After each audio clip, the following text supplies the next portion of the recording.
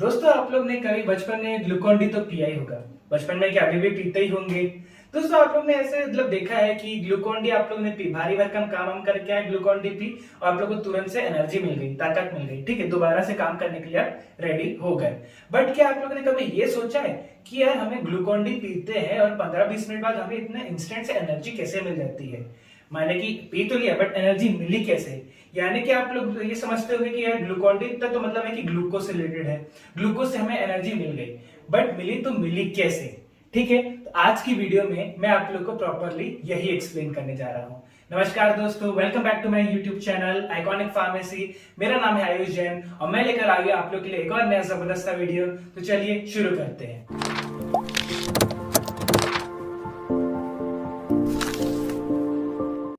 दोस्तों आप लोग यहाँ पे देख रहे होंगे, मैंने यहाँ पे लिख के रखा है एक word glycolysis.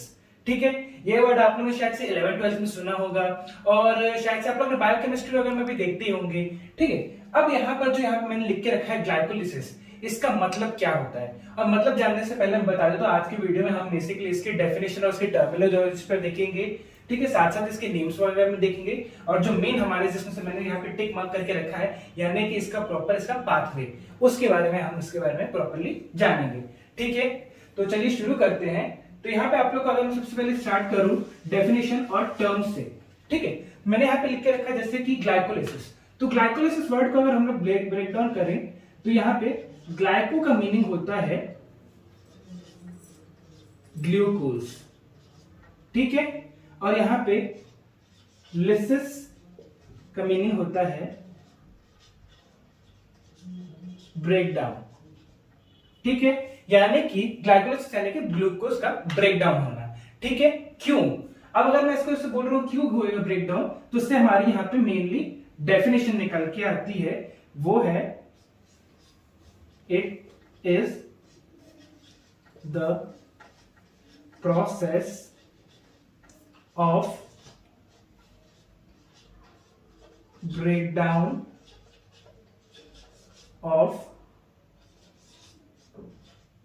glucose into pyruvic acid, ठीक है, to yield energy। ठीक है, मैंने यहां पे लिखा breakdown of glucose into pyruvic acid to yield energy. अब यहाँ पे इसका मीनिंग ये है कि यहाँ पे अपना जो ग्लूकोज मॉलिक्यूल है उसका ब्रेकडाउन किसमें हो रहा है, पायरुविक एसिड में। किस लिए, टू यील्ड और टू रिलीज एनर्जी, माने कि इसमें ब्रेकडाउन होगा और हम लोग को इससे एनर्जी मिलेगी। आप लोग से अगर पूछा जाए कि व्हाट इज ग्लाइकोलिसिस एक नंबर में, ठीक है, तो आप लोग इसमें बताएंगे कि आप लोग ये वाली डेफिनेशन लिख सकते हैं, to yield energy it is the breakdown of glucose molecule into pyruvic acid.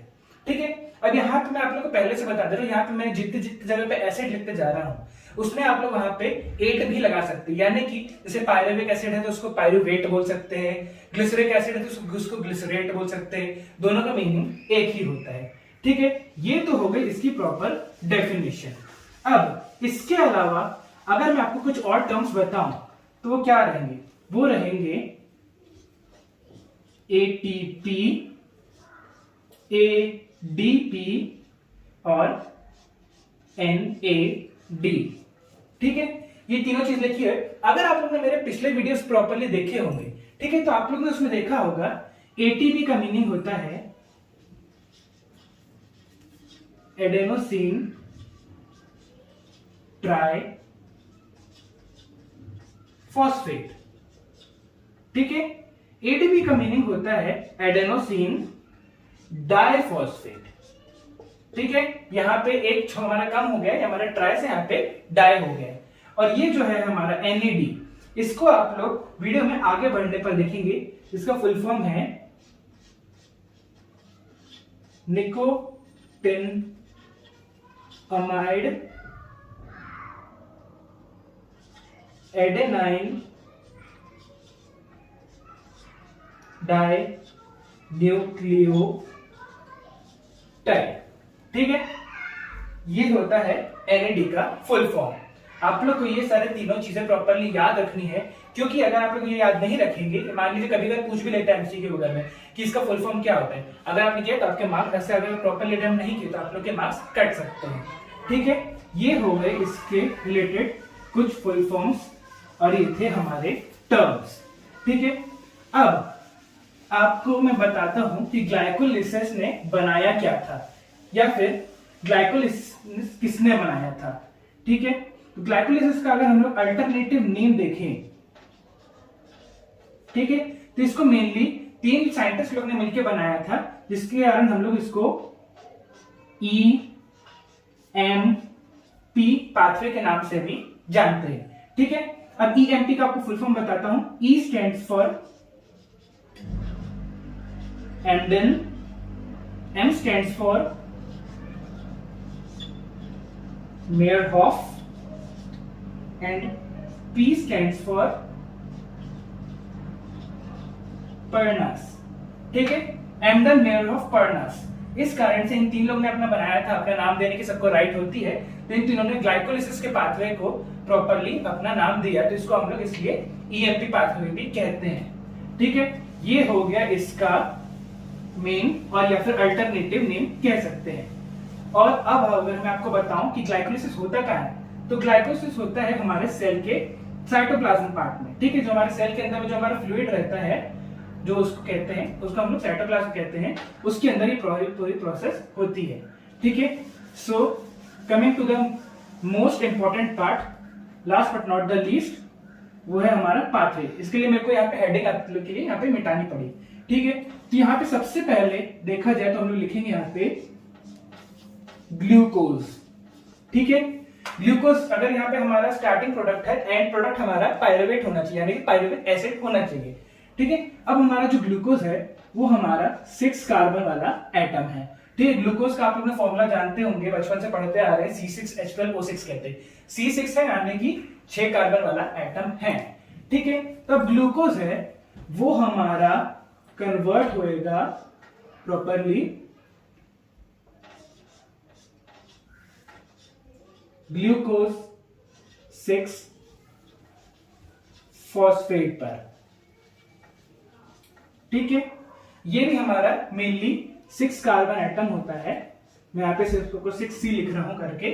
ठीक है, अब यहाँ पे इसे कन्वर्ट तो हो गया, बट इसमें क्या होता है, हमारा जो ADP है, सॉरी ATP है, वो हमारा कन्वर्ट हो जाता है ADP पर।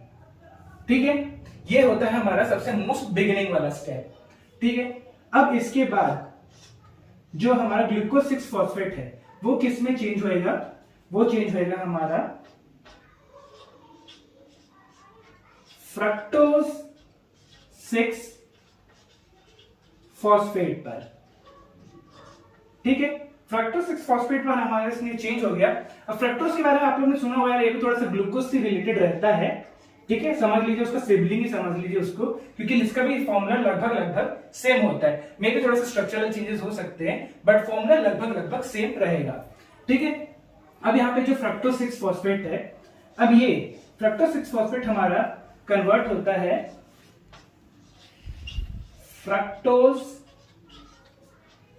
1,6 बाय फॉस्फेट पर। ठीक है, ये भी हमारा 6 कार्बन एटम रहता है। ठीक है, बट इसको कन्वर्ट होने के लिए यहां पे फिर यही चीज होती है, यहां पर हमारा जो ATP रहता है वो चेंज हो जाता है ADP पर। ठीक है, यहां पर उसका एक चीज कम हो जाती है, डाई से ट्राई से डाई हो जाता है। ठीक है, पर आप लोग यहाँ पे एक चीज ध्यान रखनी है, एग्जाम्स पे अगर आप लोग ये पाथवे बनाते हैं, ठीक है, तो आप लोग को उसमें ये चीज ध्यान रखनी है कि आप यहाँ पे नंबर और यहाँ पे नेम के बीच में आपको हाइफन लगाना जरूरी है, और नंबर के बीच में आप लोग कॉमा लगाना जरूरी है। ये नहीं करते तो आधा नंबर काट लेते हैं टीचर लोग। ठीक है, आप लोग को ये सारी चीजों को प्रॉपरली यहाँ पे ध्यान रखना है। इसके बाद यहां से हमारा थोड़ा सा डिफरेंट प्रोसेस स्टार्ट होती है। यहां पे होता है हमारा ग्लिसरल्डिहाइड 3 फॉस्फेट। ठीक है, यहाँ पे आया हमारा ग्लिसरैल्डिहाइड 3 फॉस्फेट। तो जो ग्लिसरैल्डिहाइड 3 फॉस्फेट है ये यहाँ पे रहता है 3 कार्बन कंपाउंड, ठीक है, यहाँ पे 3 कार्बन कंपाउंड रहता है। इसके साथ साथ एक और जो चीज बनती है, मतलब समझ लीजिए एक तरह से इसका आइसोटोप ही समझ लीजिए एक तरह से, ठीक है, वो बनता है हमारा ट्रायोस फॉस्फेट, उसको हम लोग कहते हैं डाइहाइड्रोक्सी एसीटोन फॉस्फेट, ठीक है। ये सारी यहाँ पे 2 चीजें बनती है, बट मैं उसको यहाँ पे मेंशन नहीं कर रहा हूँ, वो मेनली बताने के लिए रहती है, ठीक है, बट आप लोग को एग्जाम में लिखना पड़ेगा, ठीक है। तो यहाँ पे मेन सबसे जो स्टेप रहता है वो है ग्लिसरैल्डिहाइड 3 फॉस्फेट, ठीक है। अब यहाँ पे यहां से जब हम लोग इसके जो नेक्स्ट स्टेप में जाएंगे, यहां पे भी एक चीज होती है, वो है जो हमारा NAD+ है वो हमारा चेंज होता है NADH और प्लस H+। यहाँ पे 2 चीजें आती हैं, यहाँ पे NADH आ जाता है और उसके साथ में एक और चीज आ जाती है वो है H+ आयन, ठीक है। यहाँ पे ये चीज आपको मेंशन करनी जरूरी है। बहुत सारे एंजाइम्स वगैरह भी यहाँ पे एक्ट करते हैं, हम लोग उनके बारे में बाद में देखेंगे, ठीक है। अब ये जो है इसके बाद में यहाँ पे मेरे यहाँ पे जो बोर्ड है थोड़ा सा छोटा है, तो मुझे यहाँ पे नेक्स्ट जगह पे शिफ्ट करना पड़ रहा है, बट आई होप आप लोग को उसमें प्रॉपरली देखेगा, ठीक है। तो यहाँ पे इसके बाद कन्वर्ट होता है ये 1,3 बाय फॉस्फोग्लिसरिक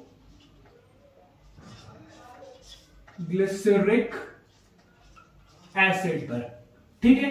ये है 1,3 बाय फॉस्फोग्लिसरिक एसिड, इसको 1,3 बाय फॉस्फोग्लिसरेट भी कहते हैं, ठीक है। आप लोग को ये चीज याद रखनी, दोनों चीज एक ही बराबर है, कुछ भी इसको लिख सकते हैं, ठीक है।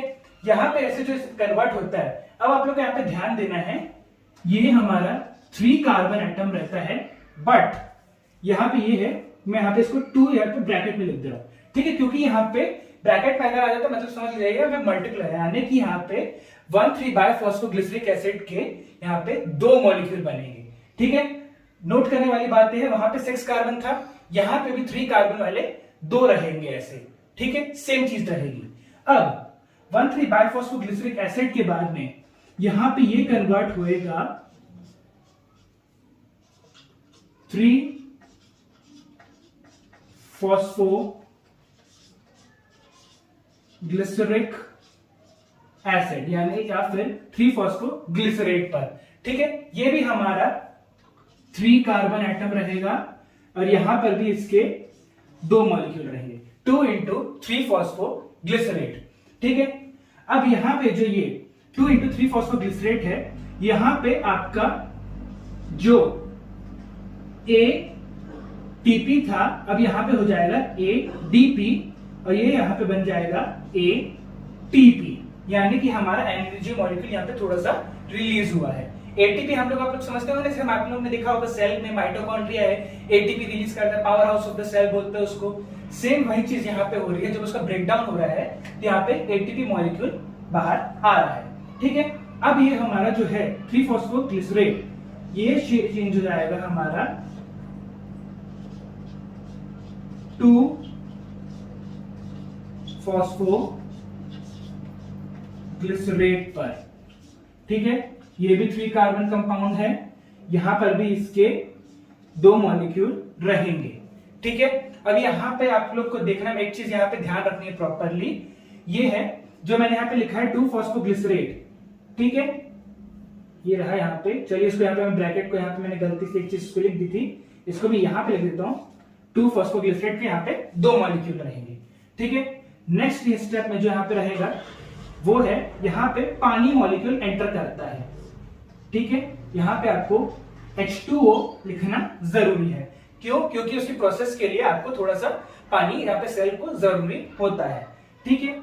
अब यहां से बनेगा हमारा 2 into फॉस्फोइनॉल पाइरुवेट, PEP, पेप बोलते हैं, स्कूटी पेप वाला पेप नहीं है, यहाँ पे हमको लिखना है PEP, फॉस्फोइनॉल पाइरुवेट, ठीक है। शॉर्ट में आप इसको PEP लिख सकते हैं, क्योंकि अगर कुछ लोग का तो यहाँ पे आंसर शीट ही भर जाती है लिखने पे, ठीक है। तो आप इसको यहाँ पे 2 into PEP लिख सकते हैं, 3 कार्बन कंपाउंड है और यहाँ पे आपको इसको मेंशन करना जरूरी है, ठीक है।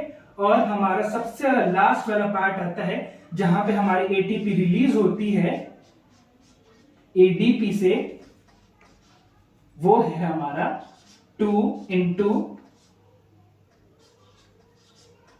पायरुविक एसिड या फिर 2 पायरुवेट। ठीक है, तो हम लोग ने जैसे वीडियो के स्टार्टिंग में देखा था ग्लूकोज का ब्रेकडाउन होता है किसमें, पायरुविक एसिड बनने के लिए। ठीक है, तो ये सारे हम लोगों ने प्रोसेस देखी, इतनी लंबी प्रोसेस रहती है, तो हमको थोड़ा सा ध्यान देना पड़ता है, बाद में आपको ये इजी लगने लगेगी, पर आप लोग को प्रॉपरली ध्यान देना है कहाँ पे एटीपी से एडीपी बन रहा है, कहाँ पे एडीपी से एटीपी बन रहा है, कहाँ पे एनएडी से एनएडीएच बन रहा है। ये सारी चीजें आप लोग को प्रॉपरली ध्यान रखनी पड़ेगी। तो अगर आप लोग से पूछते हैं कि ग्लाइकोलिसिस का पाथवे बनाइए या फिर ईएमपी पाथवे बनाइए, कंफ्यूज नहीं होना है, दोनों एक ही चीज है। ठीक है, तो आप लोग को ये पूरी प्रोसेस को फॉलो करना जरूरी है। ठीक है, आज की वीडियो में मेनली हमारे लिए इतना ही था। तो अगर आप लोग को कुछ मेरे को कमेंट देना है या फिर कुछ सुझाव देना है तो आप मुझे नीचे कमेंट बॉक्स पर लिख सकते हैं। अगर आप लोग को वीडियो पसंद आया हो तो वीडियो को लाइक करना है, कमेंट करना है, शेयर करना है, और सबसे इंपॉर्टेंट चीज है कि वो है चैनल को सब्सक्राइब करके बेल आइकन को प्रेस करना है। Thank you.